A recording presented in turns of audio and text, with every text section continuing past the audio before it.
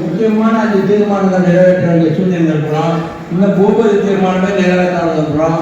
அது நம்ம நிறைய பேர் விவாதிச்சு அதிகபட்சமாக மெஜாரிட்டி வந்தால் தான் அந்த தீர்மானத்தை நிறைவேற்ற முடியும். அப்படி நிறைவேற்ற பிறகு அதுக்கு ஒரு கமிட்டி போடணும். அந்த கமிட்டி பூபதிக்கு அந்த மதுரை சங்கத்துக்கு என்ன பிரச்சனை வந்தாலும் இந்த கமிட்டி போய் தலையிடணும். கமிட்டி தான் போய் ஆய்வு பண்ணணும். லிவிங்ஸ்டன் ஒரு தலைவராக இருப்பார், அதில் நம்ம சந்திரகுமார் ஒரு தலைவராக இருப்பார், நீலாவதி ஒரு தலைவராக இருப்பாங்க, பேச்சில் ஒரு தலைவராக இருப்பாங்க.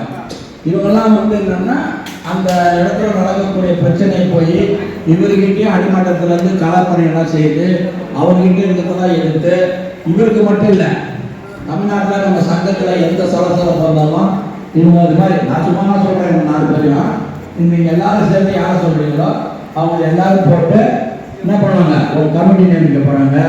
நமக்கு 9வது மாதம் எலெக்ஷன் வரப்போகுது. அந்த எலெக்ஷனுக்கு யார் வேணாலும் நிற்கலாம், புரியுதா? தலைவர் பதவியை எனக்கு ஓய்வு கொடுத்தீங்கன்னா ரொம்ப நல்லா இருக்கும். நான் அரசியல் பங்கேற்பு போகலாமா வாண்டாமான்னு நான் யோசிச்சுக்கிறேன். நீங்கள் இந்த தலைவர் பதவி ஓய்வு கொடுத்தீங்கன்னா நான் அரசியல் பங்கேற்பு, புரியுதா? இப்படிதான் போக மாட்டேன்னு சொல்லிட்டு அந்த மாதிரி மாற்றி பேசுகிறேன் அப்படின்றியா சார்ந்த யோசிக்கிறேன்.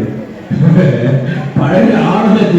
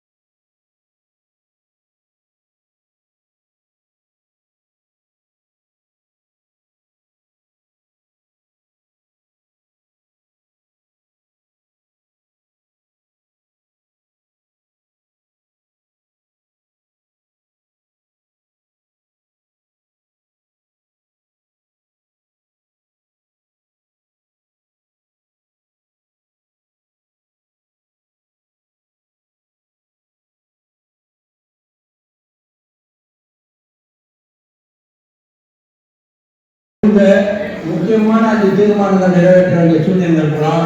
இன்னும் ஒவ்வொரு தீர்மானமே நிறைவேற்றாத இருக்கிறோம். அது நம்ம நிறைய பேர் விவாதிச்சு அதிகபட்சமாக மெஜாரிட்டி வந்தால் தான் அந்த தீர்மானத்தை நிறைவேற்ற முடியும். அப்படி நிறைவேற்ற பிறகு அதுக்கு ஒரு கமிட்டி போடணும். அந்த கமிட்டி பூபதிக்கு அந்த மதுரை சங்கத்துக்கு என்ன பிரச்சனை வந்தாலும் இந்த கமிட்டி போய் தலையிடணும்.